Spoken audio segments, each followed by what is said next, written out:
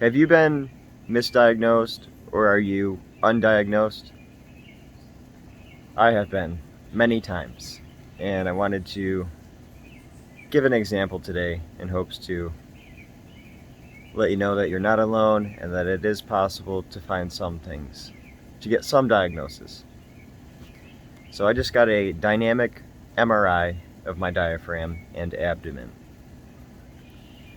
I got the results from the radiologist that said that everything was fine. Diaphragm is fine, abdomen is fine, nothing wrong. I just had surgery on the right side of my rib cage to reconstruct my ribs, to reconnect them to the cartilage because they were broken. The left side is still detached, which means my left ribs are broken.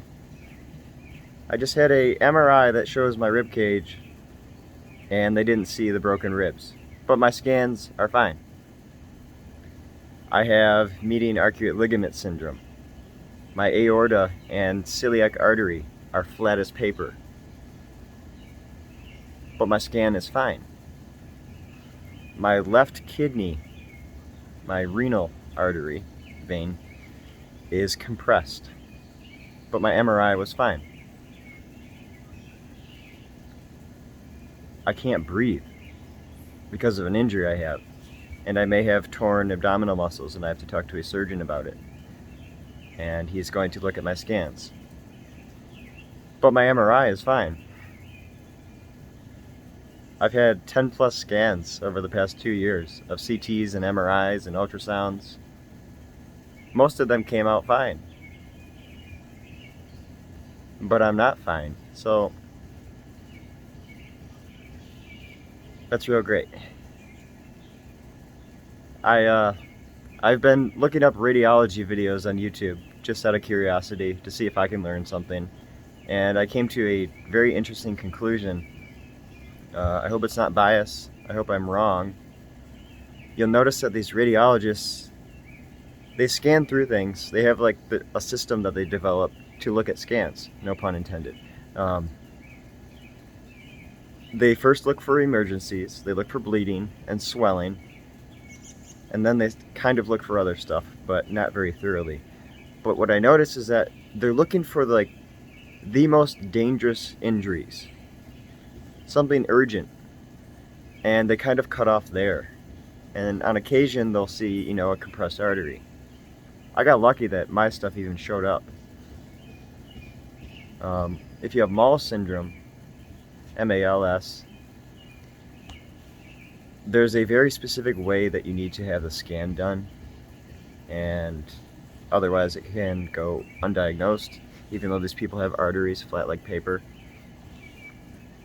So these radiologists miss all these conditions, and it terrifies me.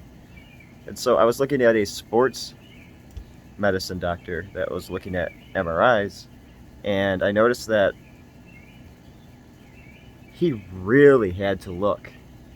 And I'm not saying like, oh, he was just laser focused. No, this guy sat down and really, really spent time to find these injuries. Somebody had severe shoulder pain, and the scan looked relatively normal. But if you really, really look real close with a trained eye, it took a specialist to see, the shoulder was fractured. But if a typical radiologist came in to look at it, they wouldn't have seen the fracture. So we have all these people with connective tissue disorders going around in tons of pain, suffering really badly, and all these other conditions. People are going to doctors without a diagnosis, and then being put on psychiatric pills, which causes brain damage, akathisia, suicidal tendencies, more depression, which is warned in these commercials, which they shouldn't be advertising medication. Why would you have to advertise a medication to the person and not the doctor? The doctor's supposed to be the specialist, not the person with the condition. But unfortunately, it's the opposite. If you have the condition, you need to be the specialist. I heard a story recently of someone that was talking about how it felt like bugs were crawling on her arms. And the doctor said, oh, it's all in your head. And this was at U of M. Sorry, University of Michigan. You guys get some things right. Nobody gets everything right all of the time, so that's okay. And a doctor just so happened to walk by when another doctor was dismissing his patient. And he said, hey, you have this condition. Meanwhile, the doctor that had the patient was telling her it was psychiatric. All in your head, right? Well, she's diagnosed and is working on that now, so that's good. All because a doctor just so happened to walk by and hear the conversation. I went to a musculoskeletal specialist at U of M that evaluated my body, my rib cage, pushed around on my ribs and abdomen. I have severe low blood pressure from an injury. Sorry, I'm having trouble looking at the camera. It's really bright out. Anyway, he didn't see that I have approximately 6 slipped ribs, 3 on both sides. I have broken ribs off the cartilage. I just had surgery on one side. I had to fly to West Virginia to a surgeon that had to invent his own suturing method to repair the ribs, because all these doctors are either missing the rib pain or they're doing surgeries where they remove these ribs and taking the ribs out to where they can't grow back. If you leave some of the rib, there's actually a part of it that if you keep, it will grow back. So there's hope for some of you that have had excisions on your ribs. And so as long as you still have part of the rib, it will come back. Unfortunately, a lot of people don't, and they're left with pain for the rest of their lives. It's very unfortunate. I almost saw a surgeon that wanted me to do emergency surgery on my artery. Said I was going to die by 30 if I don't get this surgery. Found out that he removes ribs if he sees them broken and slipped. I avoided something very serious there. I would have been in a ton of pain permanently if I would have gotten that surgery, let alone that I have some other injury going on too. These stories don't end. There's so many people undiagnosed, misdiagnosed with chronic conditions that can be diagnosed, and it's very bothersome. By the way, with that compressed artery, I saw another surgeon to get a second opinion, 3rd, 4th, and 5th, to be honest with you. And this one surgeon said, I'm not doing the surgery. In his words, I don't want to kill you. I repeat what the doctor said. I don't want to kill you. I won't do the surgery. I don't want to kill you. Like, why would you say that? Why is it like, what's going on? And he said, your symptoms are too much. Your health is too poor. There's something else going on. I'm not doing the surgery and killing you. Something else is going on. So I go to U of M talking about malls. I actually got angry, and I actually repent for this. I was mad that they were saying that malls wasn't the issue. It just felt like they were dismissing it. Anyway, he said, I don't think malls is the problem. And I got really mad. And long story short, he said, there's something else going on, and I don't want to help you. Meanwhile, my artery is flat like paper, and like I've considered doing something about it. But now, as I research more and more, I talked to another mall specialist that says my diaphragm is sitting lower than it's supposed to. I just had a dynamic MRI of my diaphragm, and they said it looked fine. But this surgeon says my diaphragm sits too low. So which is it? And are my ribs broken? I just had surgery. Maybe my ribs weren't even broken. Right? So the question is, when you get undiagnosed, misdiagnosed,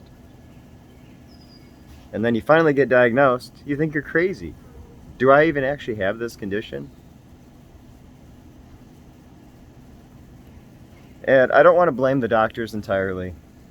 It's an education issue. A lot of these conditions are rare. Ehlers-Danlos Syndrome, Lyme Disease, they're all misunderstood, misdiagnosed, undiagnosed. And that's something that's a little bit alarming too. There's a woman that had a massage done at a chiropractor. It's kind of funny. So did I. Not at the chiropractor, but suggested by one. Long story short, I won't talk about that one with me. But this woman got a massage done at a chiropractic office, and she's in a wheelchair now. And it wasn't even that very aggressive of a massage. She had connective tissue weakness because she has Lyme disease. So now she's stuck in a wheelchair because of it. And so a lot of people go to these chiropractors with these undiagnosed conditions, and they get worse. So, long story. I know, I've said that a lot. Conclusion, radiologists don't see everything because a lot of them are just looking for emergent issues and not these rare conditions that go undiagnosed. And by the way, I was able to see the compressed artery myself on the scan. It's actually hard to see, but I saw it just because I've seen a few of the scans. You have to really look. It's not easy. Keep looking. If somebody tells you that you don't have pain, even though you're in pain, and that it's just in your head, I would highly recommend finding someone else. There's a lot of Facebook groups. There's undiagnosed groups on Facebook. There's very specific condition groups, such as Mall syndrome. If you go in there, there's a very specific protocol to do testing to determine if you have Mall syndrome. And the same with slipping rib syndrome. You can do dynamic ultrasounds or a hook maneuver by a specialist. There's only a few surgeons in the country that really know what they're doing with slipping rib syndrome, and so many people go undiagnosed because of it. And then they're put on psychiatric medications and painkillers, and then develop dependencies and addictions, which then causes additional issues. It's very unfortunate. Keep looking.